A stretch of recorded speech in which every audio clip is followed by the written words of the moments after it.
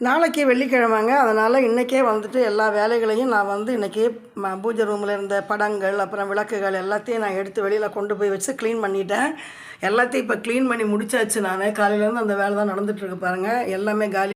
சவறுகள் எல்லாமே சுத்தம் பண்ணியாச்சு. பூஜை பாத்திரங்கள் எல்லாத்தையுமே தேய்ச்சி பாருங்கள். தண்ணியெல்லாம் எடுத்து ரெடி பண்ணி வச்சுட்டேன். எல்லாரையும் க்ளீன் பண்ணி ஆர்கனைஸ் பண்ணி இங்கே வச்சுருக்கேன். நான் இப்போ அபிஷேகம் பண்ண போகிறேன் பாருங்கள். முதல்ல அருகம்புல், மஞ்சள் தண்ணி இதை நம்ம அபிஷேகம் பண்ணிடுவோம். பிள்ளையாருக்கு ஃபஸ்ட்டு ஸ்டார்ட் பண்ணி எல்லாருக்குமே நம்ம அபிஷேகம் பண்ணுறோம்.